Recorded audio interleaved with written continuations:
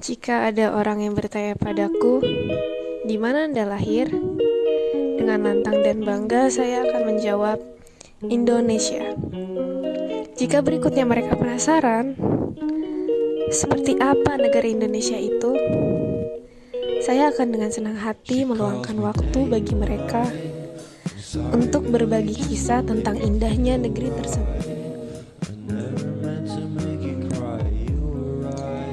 Negeri yang anggapannya hanya kiasan dalam cerita-cerita dongeng, namun eksistensinya dapat ditemukan di dunia ini. Negara Indonesia tersusun atas 17.000 lebih pulau dan 260 juta lebih penduduk. Hadirnya diapit oleh dua benua, yaitu Asia dan Australia, dan dua samudra dunia, yaitu Samudra Pasifik dan Samudra Hindia.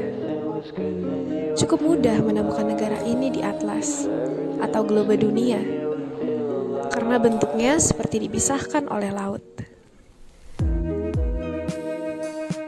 Walaupun terlihat seperti itu, bagi kami laut justru menjadi pemersatu pulau-pulau besar dan kecil negara Indonesia. Lokasi geografis Indonesia yang unik ini menyebabkan bentang alam setiap daerah berbeda-beda.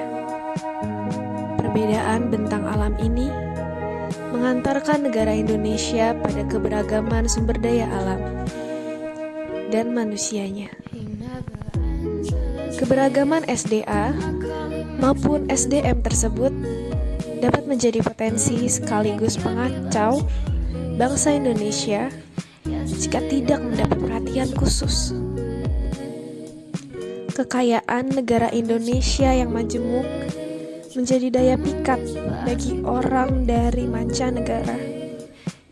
Hal ini tidak mengejutkan, karena dahulu negara Indonesia dijajah oleh Portugis, Spanyol, Inggris, Belanda, dan Jepang. Tujuan mereka datang ke Indonesia tidak lain karena hasrat ingin menguasai rempah-rempah dan kekayaan alam lainnya yang tidak dapat mereka temukan selain di Indonesia. Jika dahulu kita dapat diobrak-abrik oleh mereka karena kurangnya kesadaran akan semangat persatuan, hal tersebut tidak boleh lagi berlaku di masa sekarang dan masa depan.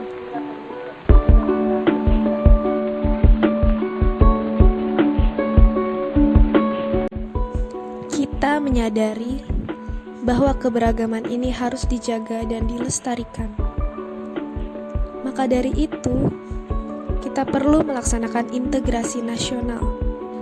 Integrasi nasional sendiri adalah proses penyesuaian dan penyatuan unsur-unsur kebudayaan Indonesia yang beragam hingga terwujudnya persatuan dan kesatuan bangsa.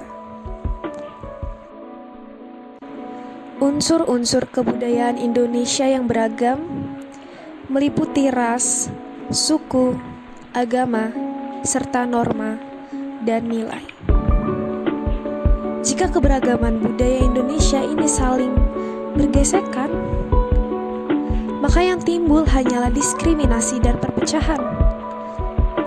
Oleh sebab itu, sejak kecil, para orang tua dan guru mengajarkan sikap toleransi dan persaudaraan di tengah perbedaan.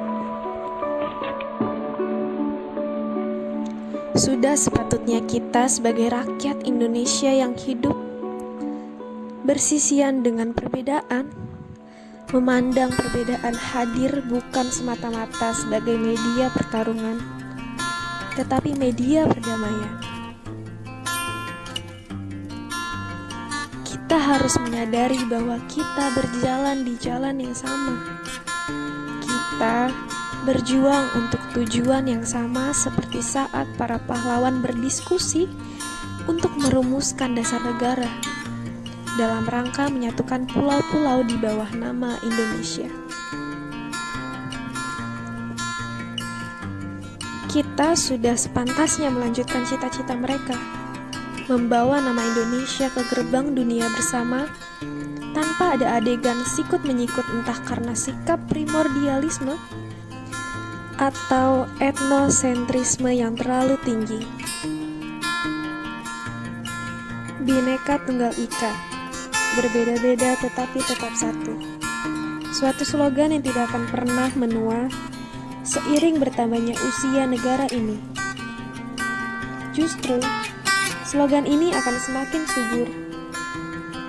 Adapun sila ketiga Pancasila, yang merupakan dasar negara Indonesia, yang berbunyi Persatuan Indonesia. Harapannya, sila ini terus menjadi pengingat dan pegangan kita rakyat Indonesia untuk mewujudkan hal tersebut lewat perilaku atau profesi masing-masing di masa depan.